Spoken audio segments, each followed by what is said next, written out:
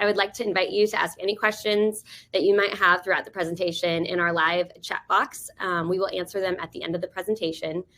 There's also additional resources available to learn more about Zirous and OneTrust attached in the webinar files.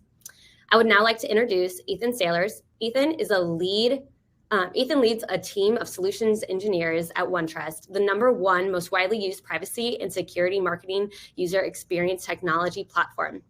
In his role, Ethan advised partners and customer organizations, large and small, on best practices to drive engaging user experiences and build trust while demonstrating compliance across hundreds of global data privacy regulations.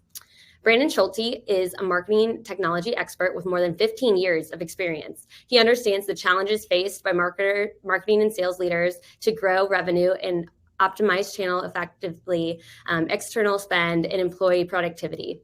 As a result-focused professional, he is known for growing highly scaled sales pipeline and e-commerce revenue, utilizing technology solutions, process enhancements, and customer analytics.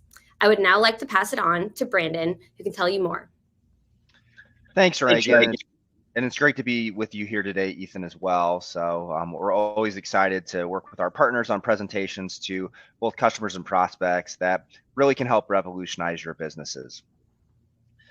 As we go through the presentation today, don't hesitate to, in the chat box, submit questions. We'll definitely have some time to answer some questions at the end. Also, there should be some resources attached to this presentation as well if you want to see the slide deck or any other information about Zirous and OneTrust. I will also invite you to visit our website at zirous.com, zirous.com, or OneTrust at onetrust.com. To give a little background on both of our companies before we jump into the presentation, Zirous has been in business for 35 years. I run our marketing technology practice, like Reagan says, but we have a whole host of folks that are really devoted to everything around customer data and privacy within our company. We're based in West Des Moines, Iowa, and have approximately 75 employees, of which 90% of those are consultants that work with customers day in and day out.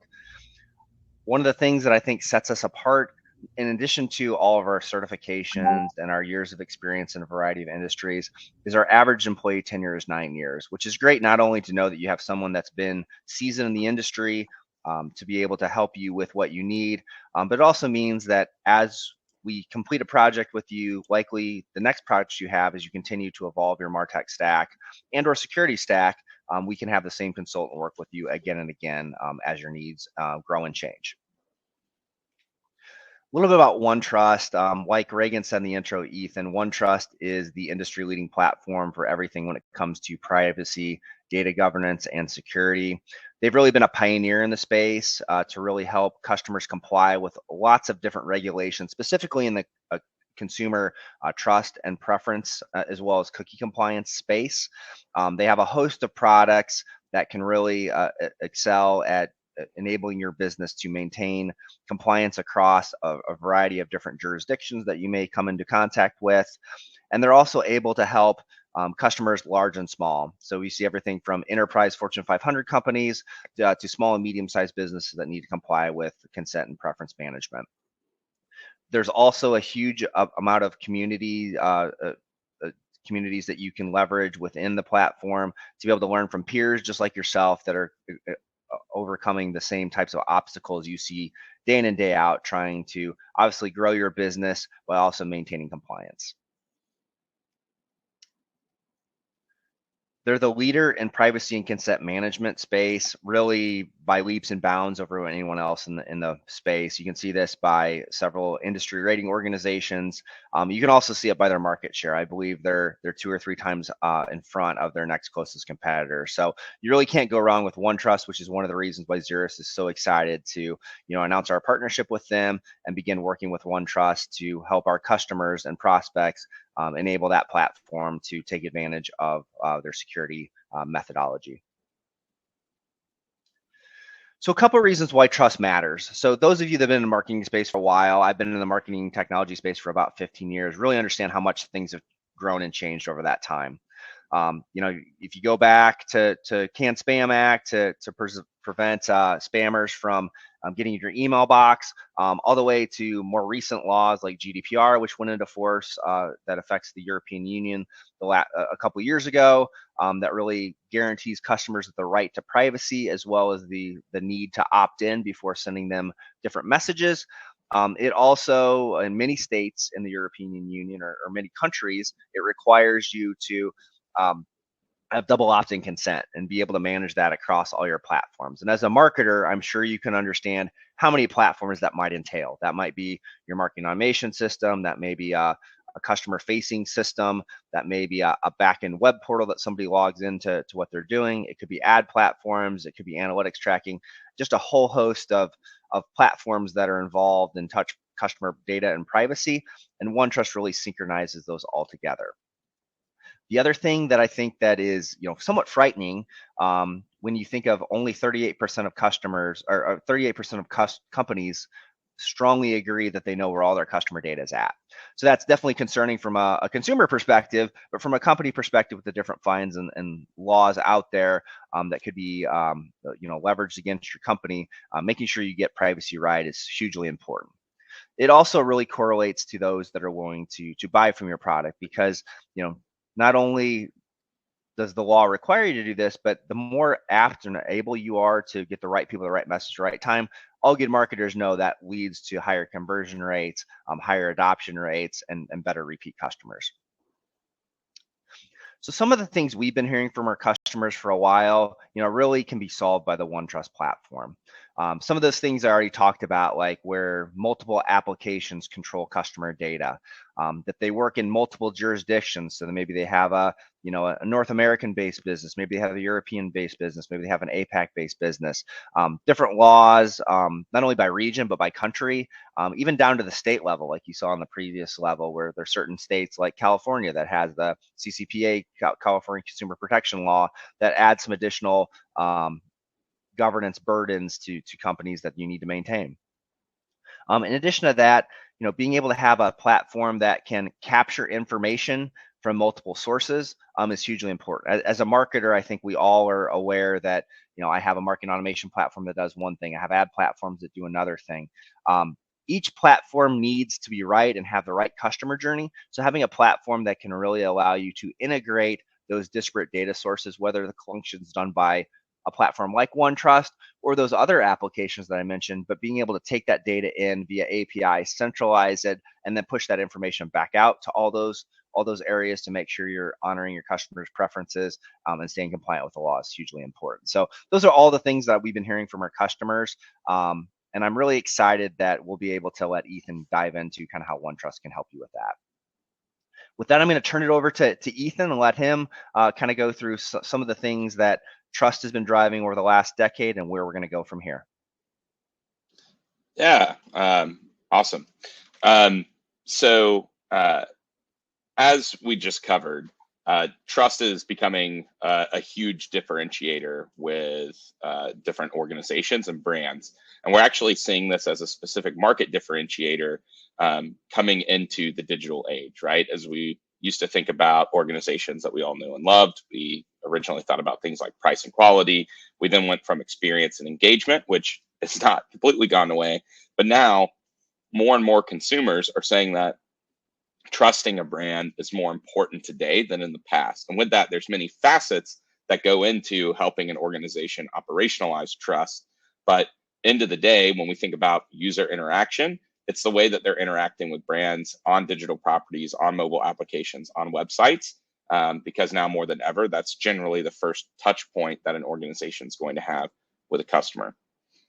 Now, if we look at the overall challenge, it's essentially that there's a trust deficit with consumers. So not only are consumers saying that trust is more and more important, but they have lost trust in a lot of organizations. We have some stats here saying that 47% of consumers see that brands, or sorry, less than half of brands are seen as trustworthy. And many consumers are saying that they no longer buy products from brands that they don't trust, even if they do love them.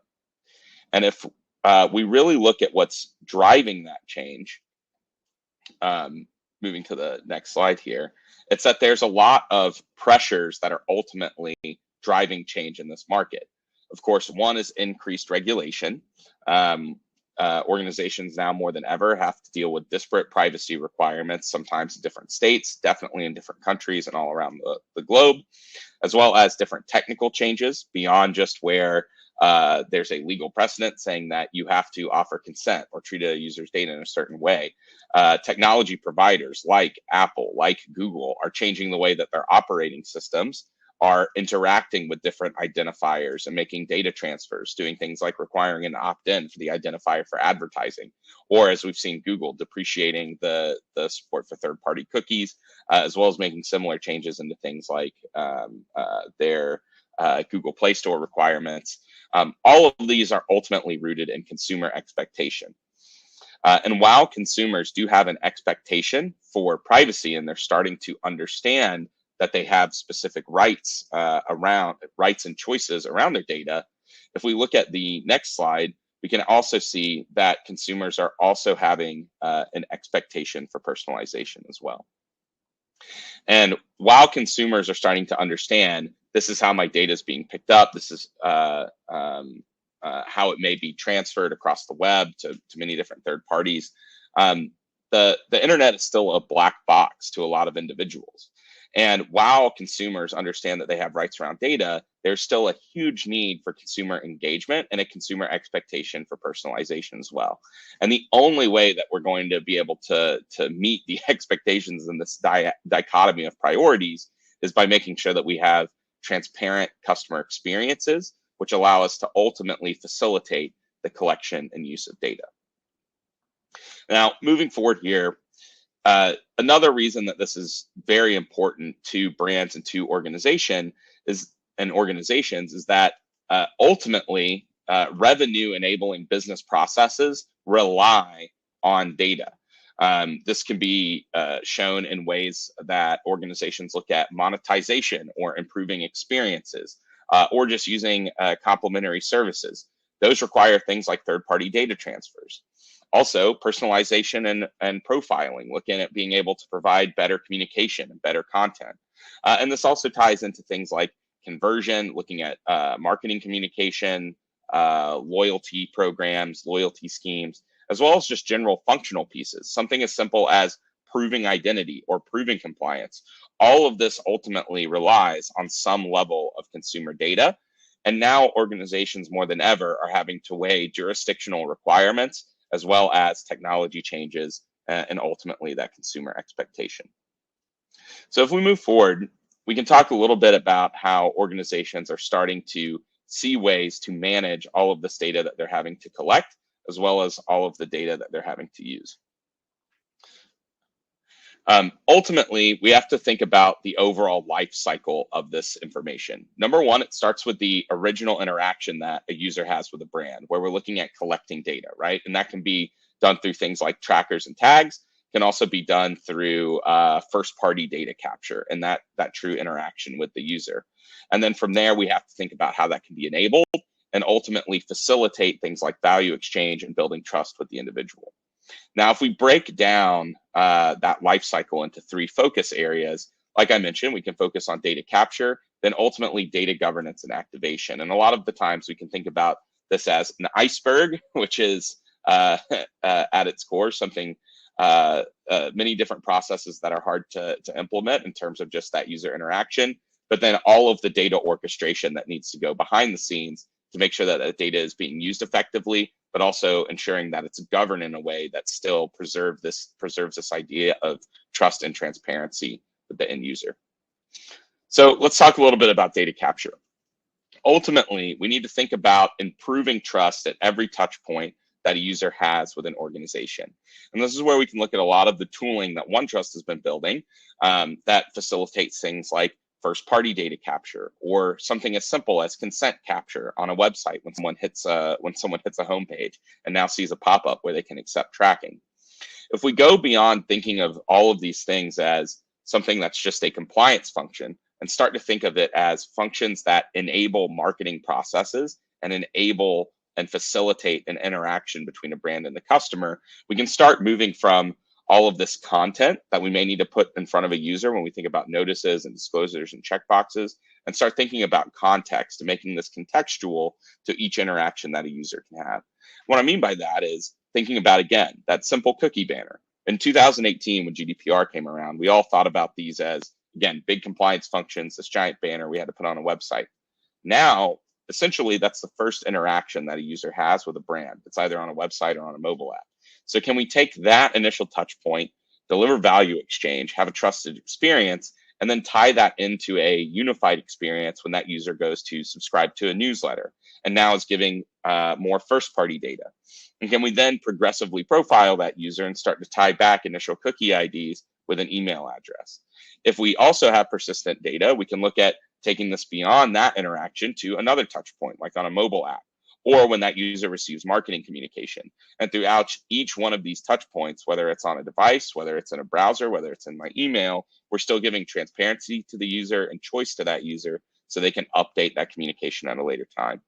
And this is also where we can then really facilitate the full life cycle of customer data by also adding something like a trust center. Now, those are a lot of different data capture points, but we also have to remember that just capturing a user's choice, something like a binary on-off when it comes to marketing communication, isn't actually enough when it comes to privacy compliance. We certainly need to capture that data and use that data, but we also have to make sure that it's stored in the right way. So if a regulator were to come knocking, you can prove that consent was captured. And that's where, by using something like a consent management platform, you can store what the user was presented on the screen, who consented, what time they consented, what they were actually shown at the time. We think about CCPA, CPRA, all of the US privacy laws popping up. There's not a requirement for consent, but there's still clear notice and disclosure requirements. Can you record what those notices were at the time that you captured information, as well as just how did you get this data? Was it offline? Was it online? Was it through a call center? All of these things are things that need to be tracked to prove compliance.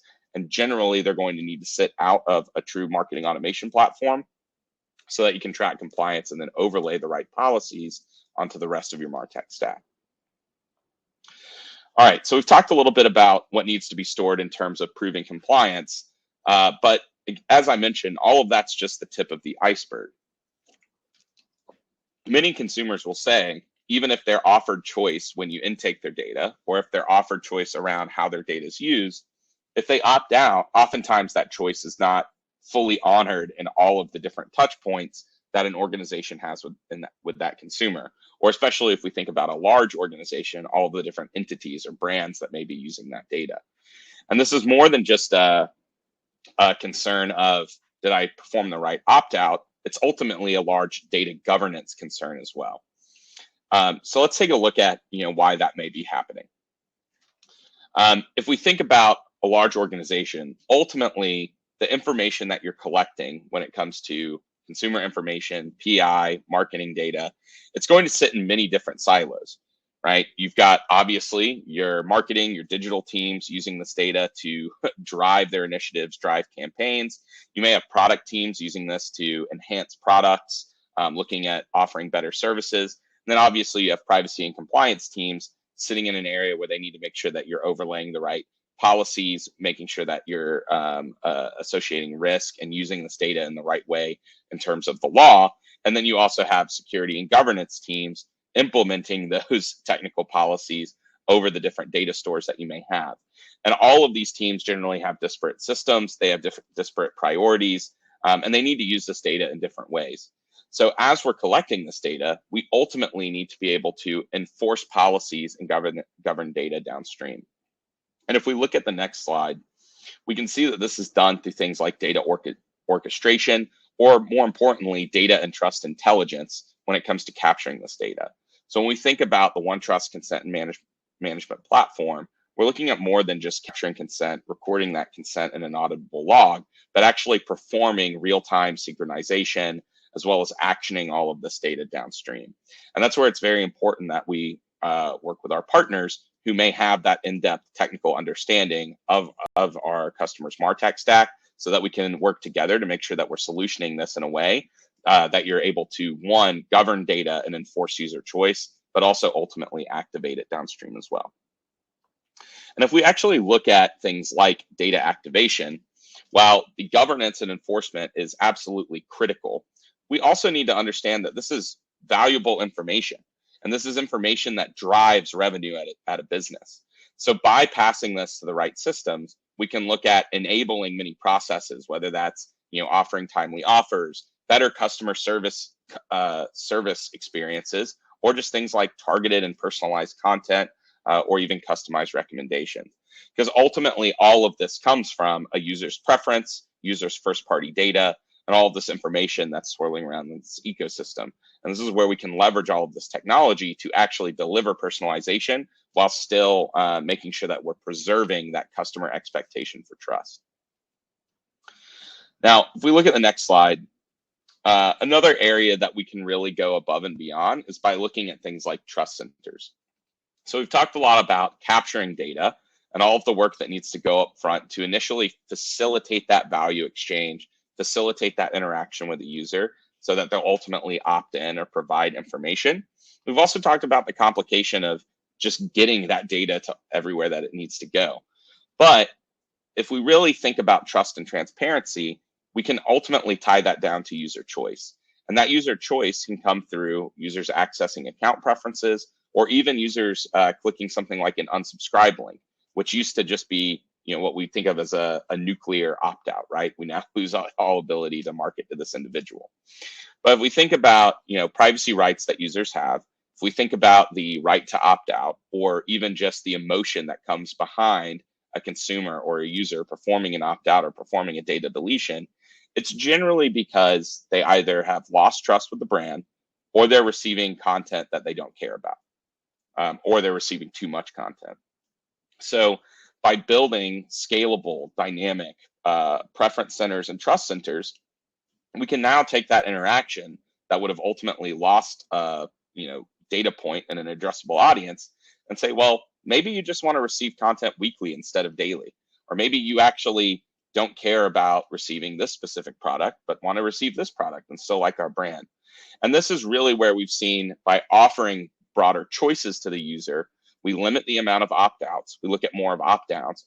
Ultimately, we can also get more tailored preferences, which is ultimately just first or zero-party data. And this is where a large amount of ROI comes into play when you think about implementing consent and preference management tools. And this is also where we can even facilitate things like privacy rights requests, show data to a user, or even look at things like data rectification. So end of the day, if we look at the full changing landscape that's going into play and how all of these tools fit into a digital or a marketing ecosystem, we can go beyond thinking of consent and preference management as that core compliance function and really think about using this as a way to drive marketing and drive revenue enabling processes at a business. We've talked a lot about the technology landscape. I think it's very clear that third-party data is going to become harder to come by and less useful. A consent, a preference is ultimately a first-party data point or a zero-party data point. And these are all things that can be amplified through offering that choice to a user. At the same time, this makes it easier to explore things like second-party data sources. As lists may come in, you can actually scrub that against a consented audience, determine how much of that data is useful to then bring into your campaigns or how you're profiling or creating audiences. And this is also a way that you can progressively profile and apply additional IDs so that you can start to understand what is a person's true digital identity and how can I tie that to each touch point that they have with my organization or with my brand to make sure that I'm giving them a unified privacy experience across, again, every point of engagement that they have with the organization.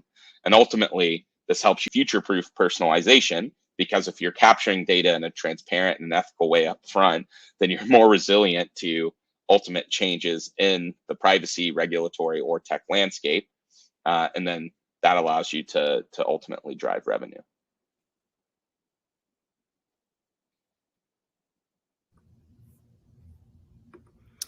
Awesome. Thank you so much, Brandon and Ethan. I think we do have some time for some Q&A, so I'll be monitoring that if questions come in, but I do have a question for Brandon to start it off. So, Brandon, how would marketers be thinking about privacy and consent when it comes to hitting growth targets? Yeah, that's a great question, Reagan, and thank you, Ethan, for the great presentation that you put on. So when I talk to marketers, and when we talk about marketing our own brand here at Zirous, balancing the need for compliance with growth can be difficult. And that's kind of what the title of the slide says, and kind of what Ethan outlined. How do we turn compliance lemons into lemonade? So what I look at it is, that building trust with customers is hugely important to ultimately being successful. That includes managing their preferences, sending what they want to be sent, understanding who they are and what they are, what they need to be successful, and how my brand impacts them meeting their goals and objectives. It's usually important. So, when I was a young marketer, I looked at compliance as, kind of some onerous burden that would ultimately lead me to, help me keep me from my growth goals. But, as I've matured and as we've worked with more and more customers over time, I've really seen the value of kind of what Ethan was talking about is, the more, we can get the right information, the right person at the right time and honor their trust, you can build more engaging relationships that ultimately will, increase your revenue because you're going to get more repeat business. You're going to, ultimately improve your conversion rate because you're going to be trying to sell products to people that is something that they want to actually buy, or is of interest to them. And you're also able to, really help facilitate that end-to-end process. So as marketers, especially in the B2B space, as well as the B2C space, very rarely does somebody, buy your product at first sight and immediately fall in love with the product. Generally, there's a process there where they're doing their research, they're asking trusted advisors and friends, they're looking at third-party data sources that rate products, all while making that decision. If I as a customer am honoring trust throughout that process, I'm much more likely to earn a sale than if I'm not, as I go throughout that process. So I think it's just really a different way of looking at things, and really a better way of looking at things, that it's kind of the treat people how you want to be treated. And I think you can definitely be successful by embracing consent in the right way. Absolutely. Thank you, Brandon. Ethan, I do have a question for you as well. What new privacy laws are in the horizon, and how will they impact marketers? Yeah, it's a very good question. I think most of the conversations I've been having are around all of the state laws that are going into effect in 2023. So looking at CPRA in California, Colorado has a privacy bill, so does Virginia, Connecticut, Utah. So that's a big focus for organizations. And we've also recently had the proposal of a federal privacy bill, which can actually be enforced by the FTC. But that, I think, is going to be a bit down the road. So I haven't seen as much talk there. But if we look at the patchwork of state laws that are going into effect, pretty much the biggest common thread between every single one of them is privacy rights, and specifically the right for users to opt out of selling or sharing of data. And that selling and share definition comes in different ways. A lot of the working definition that we saw, especially from CCPA, was the transfer of data to a third party for a monetary or valuable consideration. We've also now seen specifically calling out things like cross-contextual or behavioral advertising, profiling, automated decision-making. And even that valuable consideration piece is where we can really see this kind of lend itself to the realm of third-party tracking and analytics.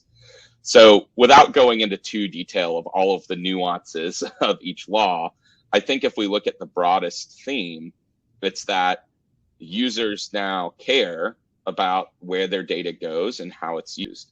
Now, that being said, I do also think that there is still a bit of confusion about all of the places that data can move. I mean, if we think about the whole ecosystem of something like programmatic advertising, which happens very commonly on the internet, or just third-party marketing, right?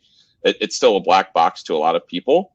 And as we mentioned earlier, or the end consumer still also wants personalization. So I think if we look at the theme, marketers are going to have to come up with strategies that move further away from third-party technology and retargeting, or third-party data and retargeting, and almost this creepiness factor, and move to a more first-party centric approach of collecting user data. And that's also where you're going to have to be able to implement transparent interactions with your users and ultimately build brand trust. I think the other impact that this is going to have is that, this is a patchwork of laws for states within the US. So even when we think about complying with them, we can put all of the requirements we want around do not sell, do not share, have specific, state-specific jurisdictions. But we also have to think about what this means for the actual user interaction, right? This is an interaction with an actual person on a website. So do we even have enough information on them at the time to determine residency of state? I mean, even if we use geolocation, they go state to state, that could change. Also, what's the user experience? Do we just have endless pop-ups that say, do you opt into this? Do you opt out of this based off of each regulation? So overall, if we want to preserve user experience and have engaging, compelling interactions digitally, we're going to have to move away from compliance being check the box, comply with each new minute regulation for every law, and move into a transparent data strategy where we can just make sure that holistically we're capturing data in the right way and using it in the right way, which will ultimately help organizations be compliant to the spirit of the law. Mm-hmm. So how does people opting out of tracking affect our site traffic and also the ability to engage with customers and prospects? Yeah, I mean, it can be a little bit dependent on the scope of the opt out. Again, thinking about the US, ultimately what we're considering is third party tracking in the scope of someone not being a service provider. So, not wanting to get into too much minute detail of the law because we're not all lawyers and that can be a bit of the boring part. A lot of the times what we're losing is the ability to create compelling profiles and audiences based off of third-party data. Now, the nice part of this is that a lot of performance analytics data that organizations are using are generally going to be first party, or they may not be leaving your tech ecosystem, which essentially puts them out of scope for a lot of these laws. The biggest thing that we're going to have to look at is things like behavioral advertising, retargeting, and a lot of those types of processes. So there can certainly be an impact to the analytics or some engagement specifically on the website. But if again we think about this in terms of limiting the impact of that, there's a lot of industry frameworks that are coming out. The IAB is working on a state law framework. The other nice thing about technology providers adapting to privacy laws that they are building their own signals that can allow them to operate in a more privacy centric mode, right? You can think about Facebook's limited data use setting, Google Analytics, Google additional consent mode. By enabling those, we can essentially allow those tags and trackers to operate in a way that's aggregate and has a bit more privacy preservation without having to shut the technology completely off and use all value. That being said, across all of that, if we think about moving more and more towards a first-party data strategy, and we can actually capture first-party data and drive that engagement with a user, that's where we can be the most compelling, and ultimately that data is going to be more valuable anyways. It's just hard to do because we can no longer rely on these trackers dropping in the background, and we actually have to facilitate that user interaction. Right. Thank you, Ethan. That explains a lot. Brandon, I do have one more question for you. So how does OneTrust facilitate data collection and integration across various platforms in my MarTech stack? Yeah, that's a great question as well, Reagan. So, using the OneTrust Consent and Management Preference Center, you're able to not only collect data from multiple sources. So say I have a marketing automation system, maybe it's a Marketo or a Pardot or an Eloqua. I'm able to capture different things like unsubscribe requests. I'm able to pass that in via API into the OneTrust Preference Center. I'm also able to do things like on my website to be able to track cookie consent, maybe what types of tracking methods that people are interested in, to be able to track that from my web property. Potentially from my e-commerce sites, if I'm an e-commerce company, I'm able to track what types of products somebody's interested in, what types of messages they want to receive. I might be able to use my have a personalization engine based on what people have bought in the past, from an analytics perspective, as well as what they've consented to be able to receive, to be able to facilitate better customer journeys on my website. So, like I said earlier, OneTrust allows you to either use the OneTrust forms to be able to collect that information in those various places, or collect it from the other application, synthesize that into an ordered framework, and then being able to pass that information back out to the right application that the user is engaging with, whether it's an online channel, an offline channel, like maybe like a call center or something like that, to ultimately make sure that we're honoring consent and preferences across the board, but doing so in a seamless manner that you're ultimately driving customer experience instead of detracting from it. So the fact that OneTrust is so flexible and has so many integrations to allow companies to do this and honor the spirit of the customer journey without impeding them, like Ethan mentioned, in terms of having like pop-up after pop-up after pop-up asking you how to do different things. Again, that can be within the same brand, or we work with a lot of companies with multiple brands. Being able to manage that consent and preferences across all those different brands is hugely valuable from a customer perspective, from a company perspective, and then also from a compliance perspective. So you're really buying a powerful tool that really helps enable your team to be successful with all the aspects of their job they need to do in order to be successful. Okay, well, last question. How does OneTrust track consent? Is that all handled on OneTrust, or can different things be managed in different places? So for example, like unsubscribes in a marketing automation system, tag management, or even on our website. Ethan, do you want to take this one? Yeah, and it's a really good question. So I think we can start by thinking about what we consider as a consent, right? And that's what's very interesting about this space, is because from a legal compliance standpoint, it's very much a record that needs to be kept, and there's a lot more to it than just is this on, is this off, right? You have to be able to have a date and time stamp. It has to be fully linear so that you can go back and say this person opted in, they opted out, they opted in, they opted out, and this is when we actually use that data. You have to track the identifier that came with that. You have to be able to prove, especially if you're in a region like Europe, that you got unbundled informed consent. And in the US, you also have to prove the right notices and disclosures were displayed. So there's all of this just compliance tracking that needs to go into that single record. That was ultimately one individual touch point that you had with the user.